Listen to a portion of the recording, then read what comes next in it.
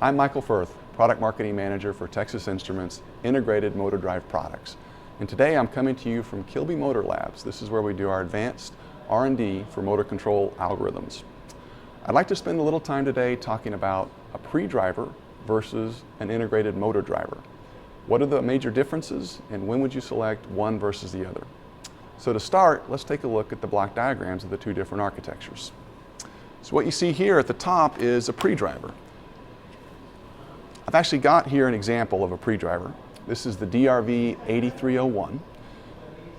And when you look at a pre-driver, what you've got on the DRV8301 is integrated current sense control, logic, some power management, but you don't have any of the FETs. And that's the major distinction with a pre-driver versus an integrated driver. The FETs are external. Having the FETs external gives you a lot of different advantages. You can see here you got the 6 individual FETs. It's quite a bit of board space, which is nice from a thermal perspective, but really the biggest bang for the buck in terms of thermal performance is the low RDS-on of these FETs. You just simply can't get the levels of RDS-on with an integrated solution that you can get with a pre-driver with discretes. So speaking of integrated, let's take a look at an integrated solution.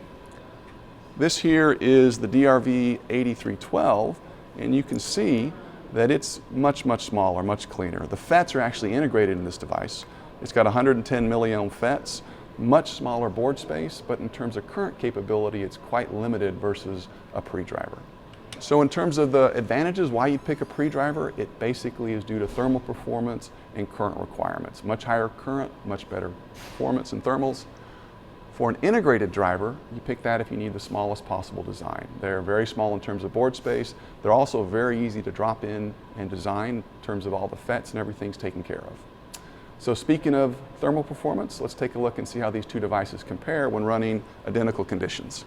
So here we've taken a thermal camera and we've run both of those EVMs that I just showed you, similar motor loads.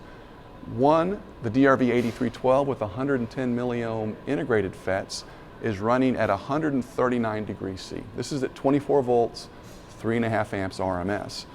139 degrees C is not going to be acceptable for most customer designs. It's just running too hot. Take a look at that pre-driver, the DRV8301 with the external FETs. That's running at a maximum temperature of 37 degrees C, so much, much cooler. And again, that's why you're going to pick a pre-driver over an integrated driver.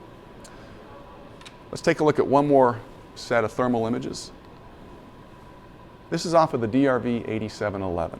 This is a pre-driver, but instead of being a 3-phase brushless, it's actually a bipolar stepper pre-driver.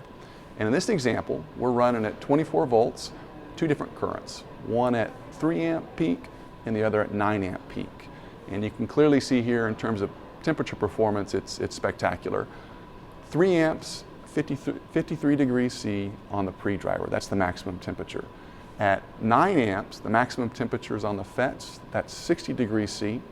So that's a 7-degree basic delta for a 6 amp increase. Again, that's where you get the really low RDS-on FETs. They really kick in and they really help with the thermal performance.